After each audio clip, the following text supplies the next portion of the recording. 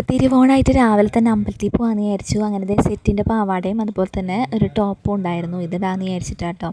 അപ്പോൾ സിമ്പിളായിട്ട് വർക്കുകളൊക്കെ ചെയ്ത് വെച്ചിട്ടുണ്ടായിരുന്നു കേട്ടോ ഇന്നലെ തന്നെ. അങ്ങനെ സെറ്റ് ഒക്കെ എടുത്തിട്ട് പോകാമെന്ന് വിചാരിച്ചു നേരെ പോയതാണ്. അപ്പം നബിദിനായതുകൊണ്ട് റോട്ടിൽ മൊത്തം ആൾക്കാരാണ് കേട്ടോ. അങ്ങനത്തെ അതൊക്കെ കണ്ട് ഇങ്ങനെ പോവായിരുന്നു. നമ്മൾ അയിരൂർ അമ്പലത്തിലാട്ടോ പോയത്. അത്യാവശ്യം നല്ല തിരക്കുണ്ടായിരുന്നു. നമ്മൾ ചെല്ലുന്ന സമയത്ത് നട അടച്ചിരിക്കുകയായിരുന്നു. അപ്പോൾ കുറേ നേരം പുറത്തൊക്കെ നിൽക്കേണ്ടി വന്നു.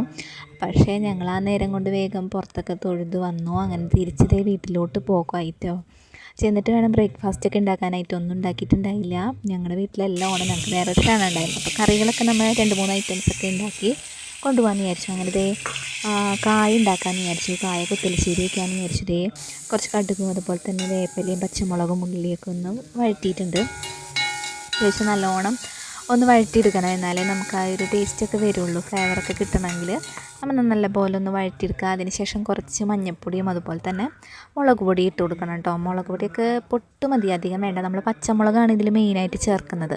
പിന്നെ ഒരു കളറിന് വേണ്ടിയിട്ടാണ് കുറച്ച് മുളക് പൊടി അതുപോലെ തന്നെ മഞ്ഞൾപ്പൊടിയൊക്കെ ചേർക്കുന്നത് കേട്ടോ. അങ്ങനെ നമ്മൾ കായത്തിലൊക്കെ വേവിച്ച് വെച്ചിട്ടുണ്ടായിരുന്നു. അപ്പോൾ അതൊക്കെ ഒന്ന് കാച്ചാന്ന് വിചാരിച്ചു. എല്ലാവർക്കും ഈ കറി ഭയങ്കര ഇഷ്ടമാണ്. അപ്പോൾ അതുകൊണ്ടാണ് ഞങ്ങൾ ഈ കറി ഉണ്ടാക്കാമെന്ന് വിചാരിച്ചത് കേട്ടോ. അങ്ങനെ കായൊക്കെ വറുത്ത് വെച്ചിട്ടുണ്ടായിരുന്നു. അത് നമുക്കിനി ഇതിലേക്ക് ചേർത്ത് കൊടുക്കണം. അതിന് മുമ്പ് നാളികേരം കൂടെ ചേർത്ത് കൊടുക്കണേ. അങ്ങനത്തെ ഇതൊന്ന് മൂത്ത് വരുമ്പോൾ നമുക്ക് പാകത്തിന് നാളികേരം കൂടെ ചേർത്ത് നല്ലപോലെ മിക്സ് ചെയ്തെടുക്കാം. നാളികേരം ജസ്റ്റ് ഒന്ന് മുരിച്ചാൽ പോലെ നല്ലപോലെ ഒന്ന് ശരിക്കൊരു ഫ്രൈ ആവുന്ന പോലെ ആക്കണം, എന്നാലേ നമുക്ക് അതിൻ്റെ ടേസ്റ്റ് കിട്ടുള്ളൂ. അങ്ങനെ നമുക്ക് വേവിച്ച് വെച്ചിട്ടുള്ള കായം കൂടി ചേർത്ത് കൊടുത്ത് നല്ലപോലെ ഒന്ന് ഇളക്കിയെടുക്കാം കേട്ടോ. അപ്പോൾ ഇതാണ് ഇന്നത്തെ ഒരു കറി. ബാക്കി കറികളൊക്കെ നമ്മൾ ചെല്ലുന്ന വീട്ടിലുണ്ടാക്കി വെക്കും. അപ്പോൾ പായസം കൂടെ ഉണ്ടാക്കി കൊണ്ടുപോകണം. പിന്നെ ചോറും ഞങ്ങൾ തന്നെയാണ് വെക്കുന്നത്. അപ്പോൾ കുത്തലശ്ശേരി ഏകദേശം റെഡി ആയിട്ടുണ്ട്. ഇനി പായസത്തിന് സേമിയയാണ് മേടിച്ചിട്ടുണ്ടായിരുന്നത്. അപ്പോൾ സേമിയ ഉണ്ടാക്കാമെന്ന് വിചാരിച്ചു. അല്ലെങ്കിൽ മിക്കപ്പോഴും പാലടയൊക്കെ ആയിട്ട് ഉണ്ടാക്കുന്നത്. അപ്പോൾ അമ്മയ്ക്ക് സേമിയ അധികം ഇഷ്ടമല്ല. അപ്പോൾ അമ്മയ്ക്ക് പഴം പായസവും കൂടെ ഇത്തിരി ഉണ്ടാക്കാമെന്ന് പറഞ്ഞിട്ട് അതിന് വേണ്ടി വെയിറ്റ് ചെയ്യാം കേട്ടോ. അങ്ങനത്തെ സേമിയോ റോസ്റ്റഡ് സേമിയാണ് ഞങ്ങൾ മേടിച്ചത്. അപ്പോൾ ജസ്റ്റ് ഒന്ന് ഇത്തിരി നെയ്യൊക്കെ ഇട്ട് ഒന്ന് ചൂടാക്കി എടുത്ത് കഴിഞ്ഞാൽ അതിൻ്റെയും കൂടെ ഒരു ഫ്ലേവർ കിട്ടുമല്ലോ. അപ്പോൾ അതിന് വേണ്ടിയിട്ട് നെയ്യൊക്കെ ഇട്ട് ഇതൊന്ന് ജസ്റ്റ് ഒന്ന് ചൂടാക്കി എടുക്കുകയാണ്. അത്യാവശ്യം നല്ലപോലെ മുരിഞ്ഞിട്ടുണ്ട്. അപ്പോൾ സിമ്മിലിട്ടിട്ടാട്ടോ ഒന്ന് ഇളക്കിയെടുക്കുന്നത്. അതിന് നമുക്ക് വേറെ പാത്രത്തിലേക്ക് ആവശ്യത്തിന് പാല് ചേർത്ത് കൊടുക്കാം. പാല് ഞങ്ങൾ ഇന്നലെ തിളപ്പിച്ച് ഫ്രിഡ്ജിൽ വെച്ചിട്ടുണ്ടായിരുന്നു. ഇന്ന് രാവിലെ ഇപ്പോൾ പാല് മേടിക്കാനൊക്കെ പോകണ്ടേ, അപ്പോൾ അത് തന്നെ തലേന്ന് തന്നെ തിളപ്പിച്ച് വെച്ചിട്ടുണ്ടായിരുന്നു. അപ്പോൾ അതൊക്കെ ഇട്ടു. ഇനി നമ്മൾ വറുത്ത് വെച്ചിട്ട് സേമിയയും കൂടി ഇതിലേക്ക് ഇട്ട് കൊടുത്ത് നല്ലപോലെ ഒന്ന് ഇളക്കിയെടുക്കാം കേട്ടോ.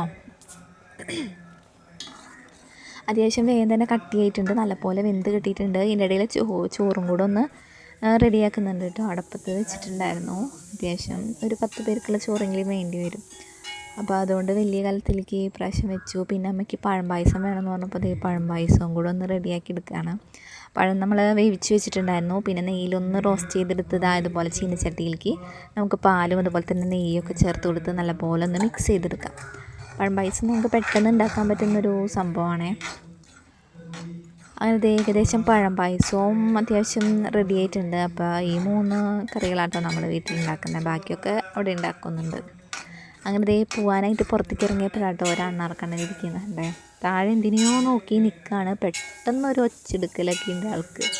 ഇടയ്ക്കിടയ്ക്ക് ഇങ്ങനെ നമ്മുടെ വീടിൻ്റെ ഫ്രണ്ടിലേക്കൊക്കെ വരും. അപ്പോൾ ഇന്നത്തെ എൻ്റെ കുട്ടി വീഡിയോ ഇത്രയേ ഉള്ളൂ. ബാക്കി വിശേഷങ്ങളായി നടക്കണം.